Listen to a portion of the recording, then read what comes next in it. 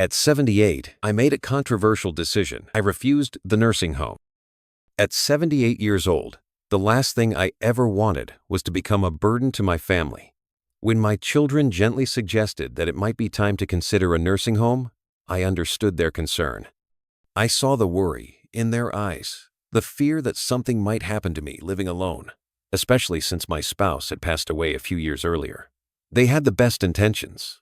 I knew that. But something deep inside me resisted fiercely.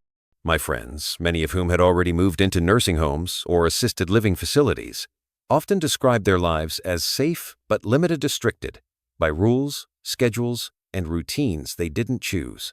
It wasn't the kind of retirement I had imagined for myself. So, even though my family's suggestions were reasonable, logical, and rooted in love, I stood my ground.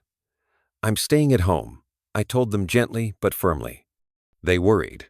Some argued. But I insisted that my independence was worth fighting for.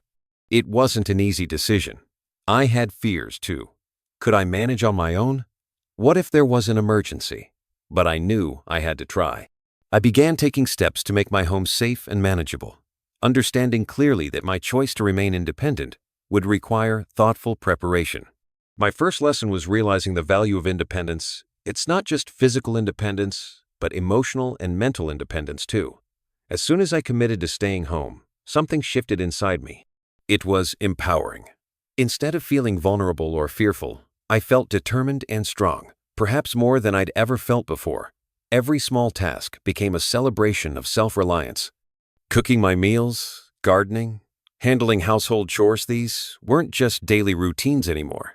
They became proof that I could thrive on my terms. Yet, I knew independence didn't mean isolation. It meant carefully building support networks and being proactive about my health and well-being.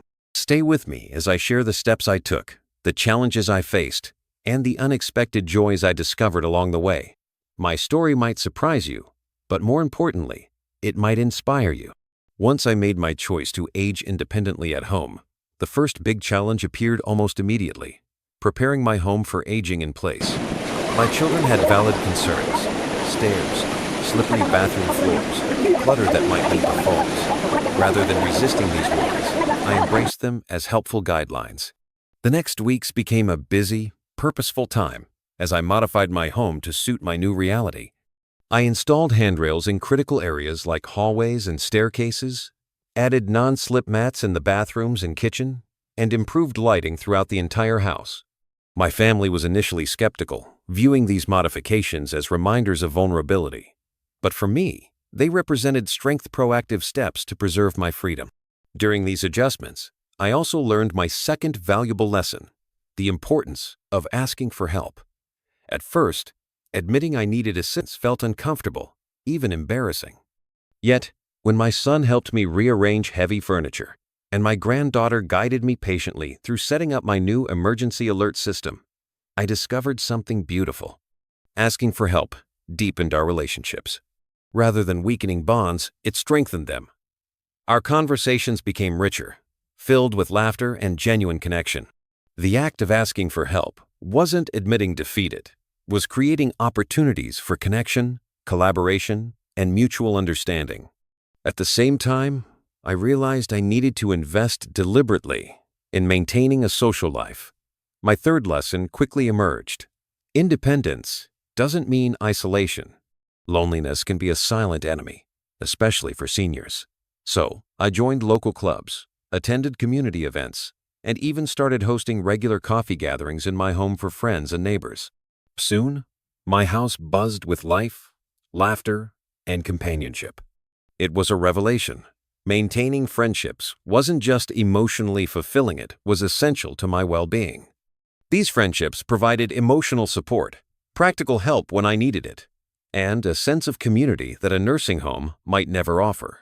Stay with me, because in the next part, I'll share how I overcame one of the most daunting challenges staying physically active and why this turned out to be one of my most rewarding experiences.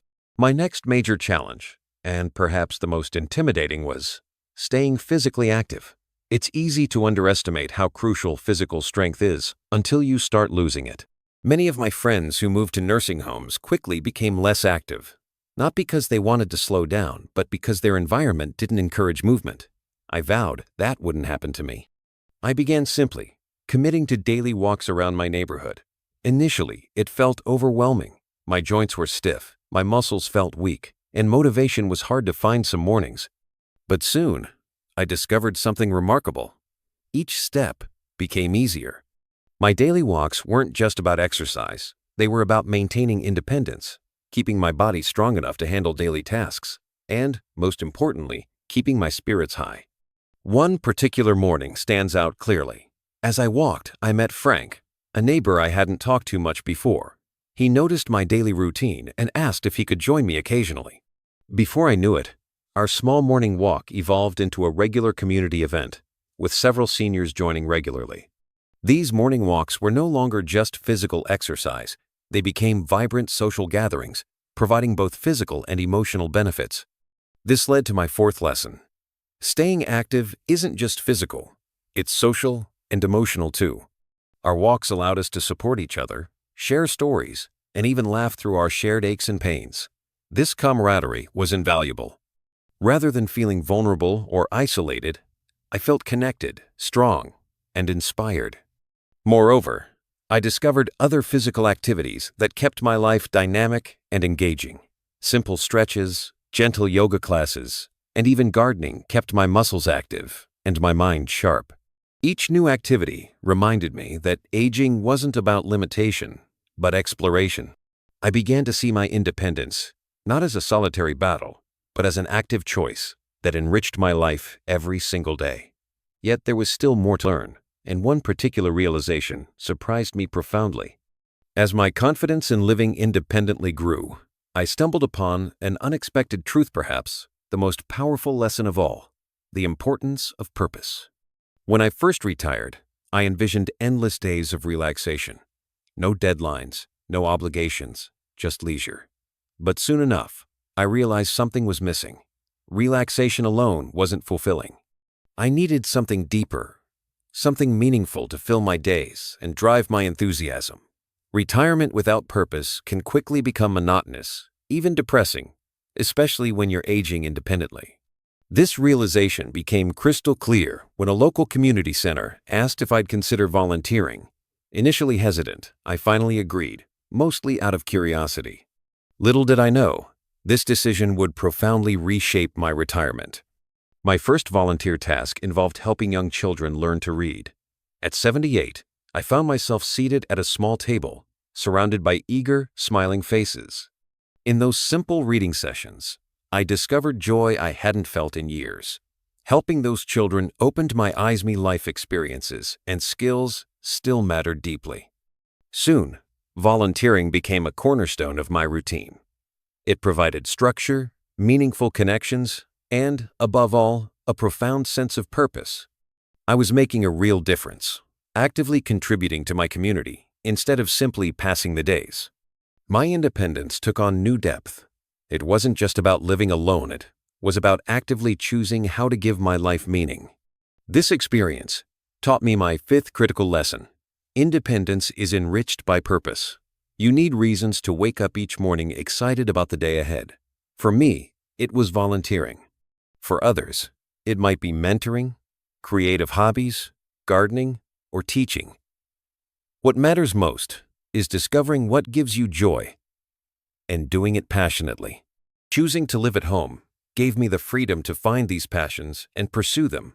I no longer viewed aging as simply growing older. Instead, I saw it as a continuous opportunity to find new purpose, enrich my community, and live a life defined by meaningful action. Looking back on my journey, I now realize that choosing to stay out of a nursing home wasn't just about preserving my independence, it was about preserving my identity. Many people assume that aging means slowly fading into the background, becoming a spectator rather than an active participant in life. But I refuse to accept that. Every decision I made to adapt my home, to stay physically active, to nurture relationships, and to find purpose was about ensuring that I remained in control of my own life. One of the most profound moments that reinforced my decision came during a visit to an old friend, Margaret, who had moved into a nursing home 2 years earlier.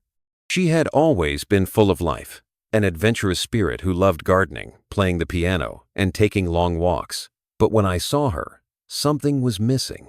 The routines of institutional living had dimmed her spark. She spoke about how much she missed the simple freedoms of home, choosing when to eat, deciding how to spend her day, even picking out what she wanted to wear without having to check a schedule. She squeezed my hand and said, "If I could go back, I'd have fought harder to stay in my own home." That moment solidified everything for me. My home isn't just a place, it's a reflection of my life, my choices, and my freedom.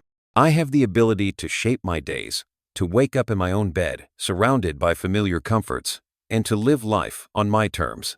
And so, my final lesson is this: independence is worth fighting for. It doesn't mean doing everything alone, nor does it mean ignoring the realities of aging. It means adapting, planning, and making choices that allow you to live with dignity, purpose, and freedom for as long as possible. I know that for some, a nursing home may be the right choice, but for those of us who still have the strength, the will, and the ability to maintain our independence, it's a path worth choosing. So, if you're watching this and wondering whether it's possible to age gracefully in your own home, I want you to know that it absolutely is. Take the necessary steps, make the right adjustments, and hold on to your independence as long as you can. Because in the end, home is not just where we live, it's where we truly belong. If this story resonated with you, I'd love to hear your thoughts. Have you or a loved one made a similar choice? Share your experience in the comments below.